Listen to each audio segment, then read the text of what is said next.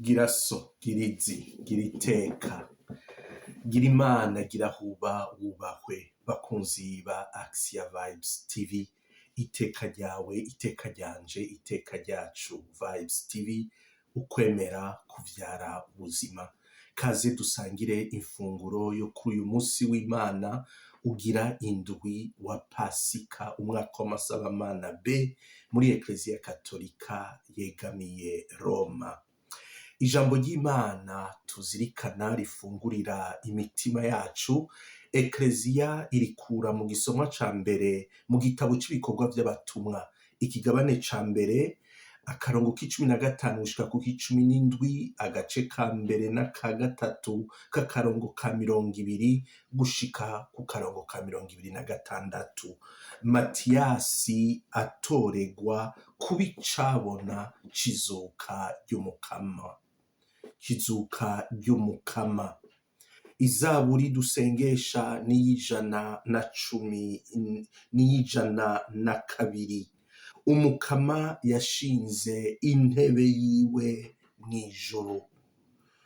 Igisomwa ca kabiri Eklezia kivoma mw'ibaruwa rya mbere ry'umutumwa Yohani, ikigabane ca 4 kuva ku karongo k'11 gushika ku k'16.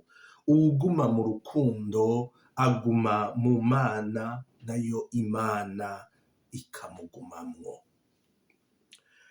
Aleluya, aleluya.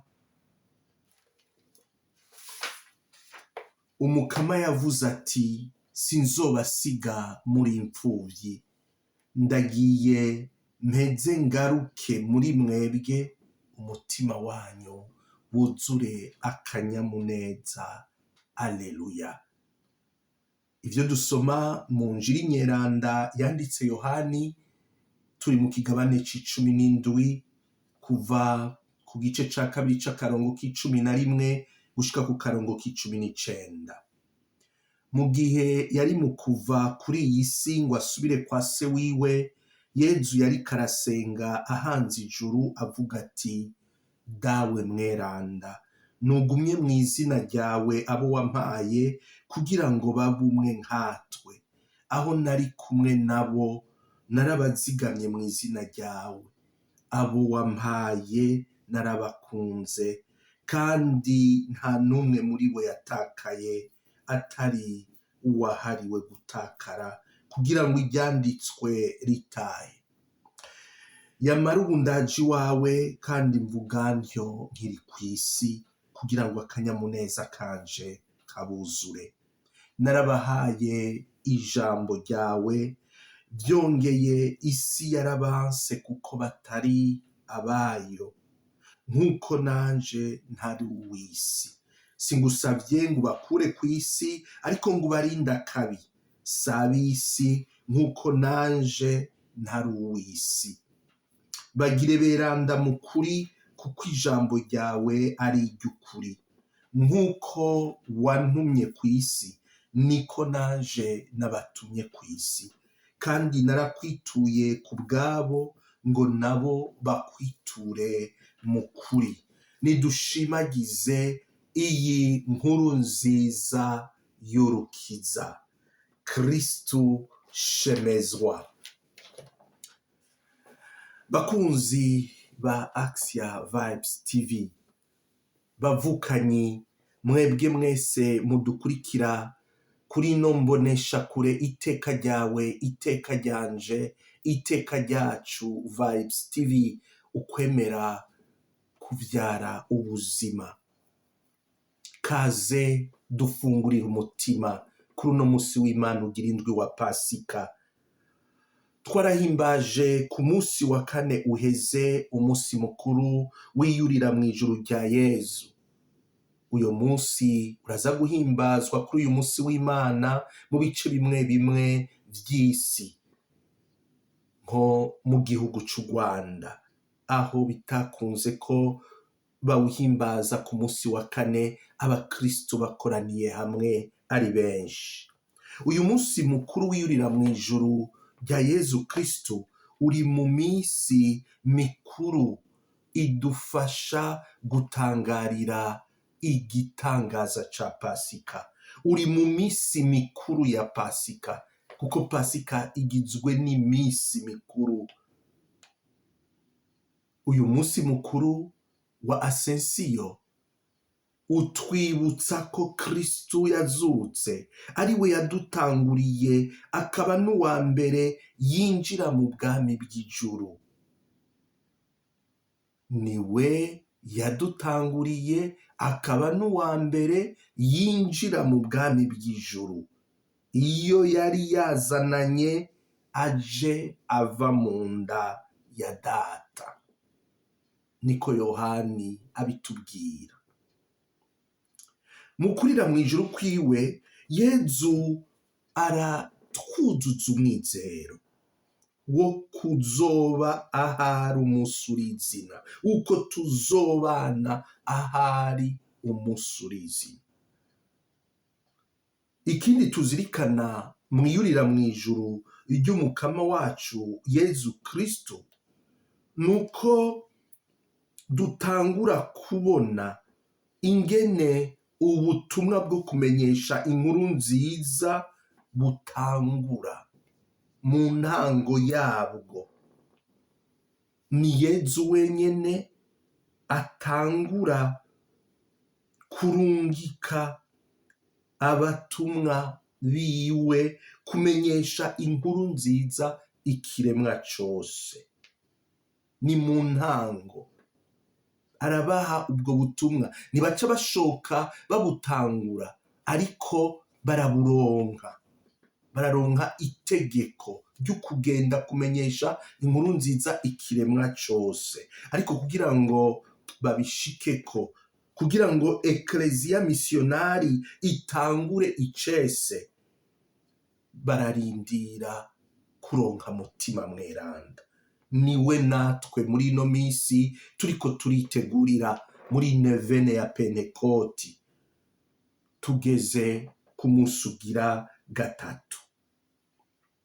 Twebwe abakristu buno munsi turi ivyamwa vy'intahe y'abatumwa ba mbere baronse itegeko rya Yezu ryo kugenda ngo bamushingire intahe.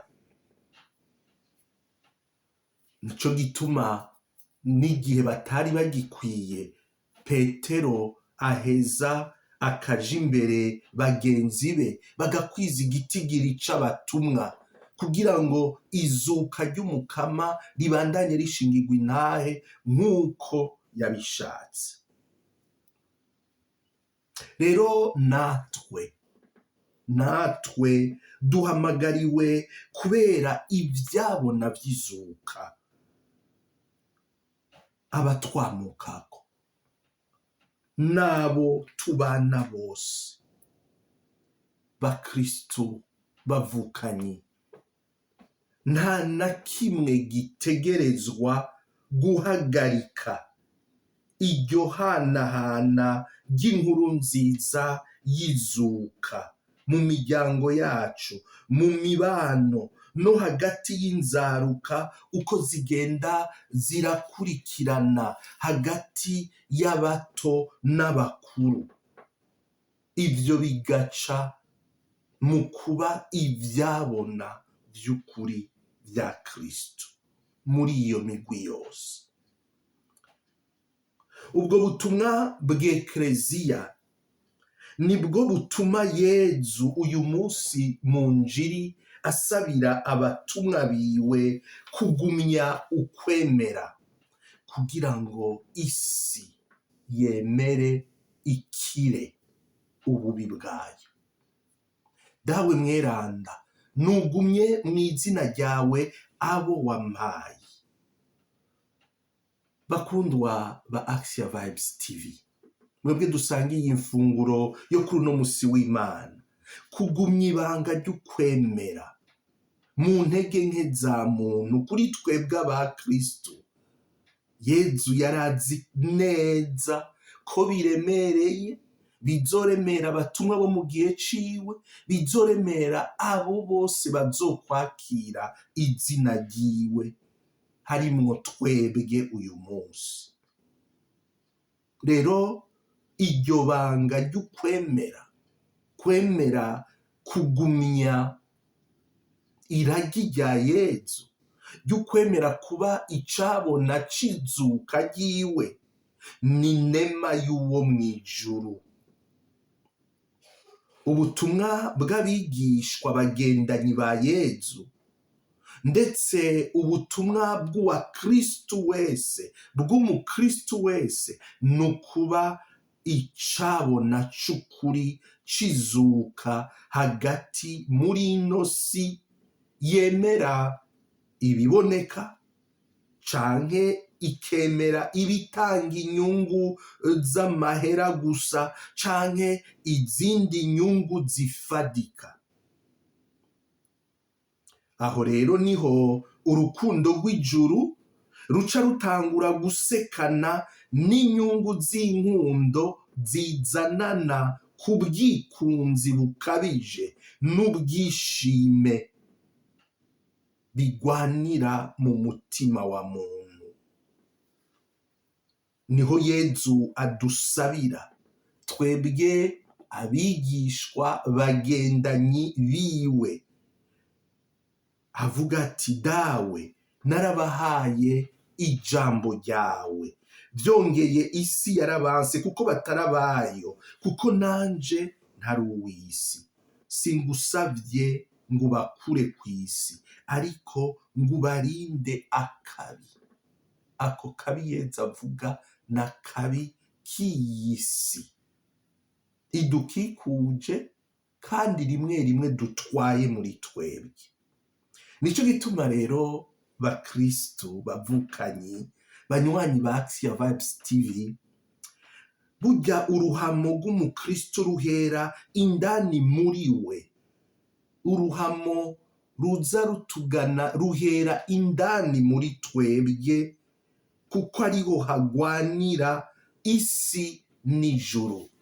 Erega nivyo Pawulo mweranda abwira abakristu b'i Roma mu kigabane c'indwi, mwohera ku karongo k'14, ariko jewe ngira nsimbize mpere ku k'18, nkako ndazi ko ataciza kimbamwo, ni ukuvuga ko kitaba mu kamere yanje y'umubiri.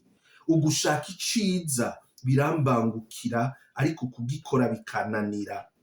Nkako iciza nshaka sico nkora, nkora ikibi ntashaka. Ko nkora ico ntashaka si jewe bivako, ariko bigigwa n'igicumuro kimbamwo. Ngaho rero ahahera uruhamo rwa mbere, ariho nyene Yezu aganisha igisabisho ciwe, kuko yaratsinze igicumuro kitugwaniramwo.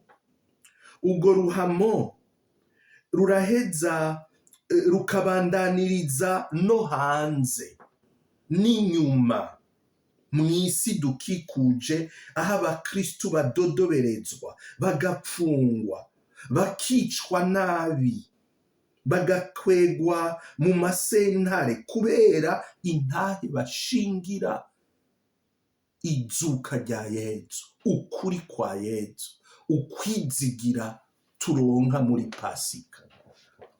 Ntibagirirwe nabi, atari byo gihe bagirirwa nabi, tugirirwa nabi kubera amakosha tuba twakoze, kubera ubugaba bwacu, ariko igihe twebwe abakristu tugirirwa nabi, duhogwa intahe twashingiye Yezu. Isengesho rya Yezu rero riradukingira akabi kose, ubarinde akabi. Isengesho rya Yezu riraduha umwizero muri iyi minsi twahimbaje Asensiyo, muri iyi minsi turiko turakira mutima mweranda. Iryo sengesho niryo ridutuma twibuka aya majambo Pawulo abandanya abwira abakristu b'i Roma mu kigabane c'8 akarongo k'18, igihe turi mu ruhamo, ati jewe ndiyumvira ko amagorwa y'igihe turimwo atahahuriye n'ubuninahazwa tuzohishurirwa. Isengesho rya Yezu rirabandanya ridusabira kugira ngo inkuru nziza y'urukundo ibyare ubumwe n'akanyamuneza muri twebwe uko tumushingira inaye. Mbega isi yokwemera gute data n'uwo yatumye Yezu Kristu, mu gihe twebwe aba Kristu dusangiye imigwi, imibana, amaparuwase, amadiyoseze, ubutumwa, duhiganwa mu kunebagurana dukoresheje amajambo akarishe mabi ya shetani. Ijambo ry'Imana naryo rikaba ritubwira yuko shetani yamye ari umubeshi, yamye akwiza ishari n'inzigo mu bantu. Uko kunebagurana kwacu nako kuca kuzura ikinyoma, kukaca kuzura indambi, ishari n'inzigo. Ivyo rero bigaca bituma isi itsimbatarira mu kabi kayo, ivuga iti iyo Mana iri hehe? Ko Imana yadukunze gutyo, uko niko Yohana tubwira mu gisomwa ca 2, turategerezwa natwe gukundana.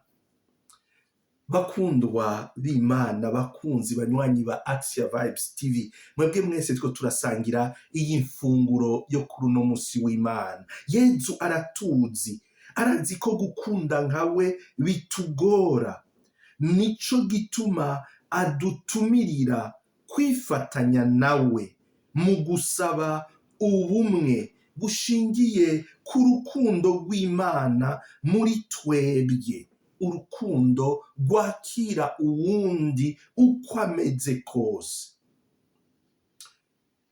Bakristu, tuba mw'isi ishinze ijisho, idushinze ijisho, twebwe abakristu, twebwe twemeza ko turabagendanyi bigishwa ba Kristu.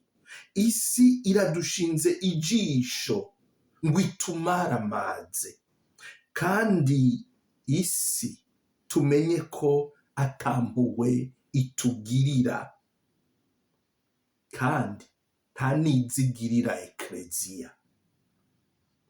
Muze rero bene wacu ba Kristu, twinjire muri rino sengesho rya Kristu ridusabira kugumya ibanga, kuguma mw'izina rya Data, kuguma mu bumwe bw'urukundo burangwa n'akanyamuneza kava kuri Mutima Mweranda. Mukama Yezu, duhe mutima wawe twebwe abitirirwa izina ryawe. Duhe mutima wawe twebwe aba Kristu. Kaze Mutima Mweranda, uduhe mu kibano cacu, mu buzima bwacu bwa misi yose, gukora udukorwa duto duto dusanzwe tw'urukundo, turondera gusangira na bene wacu, tubasangiza ubuzima uduha, turondera gufashanya no kuvyura bene wacu barambaraye mu rupfu. Niho isi izomenya ko turabigishwa bagendanyi bawe Yezu, wewe Yezu Kristu. Dufashe Mana Mutima Mweranda gutegera ko agaciro k'ubuzima kari mu gukunda mu kuri. Murakoze cyane, mubandanye mwemera kuba abanywanyi ba Action Vibes TV, tuze turasangira zino funguro z'umutima. Umusi w'Imana mwiza mwese na 9 nziza ya Pentekoti.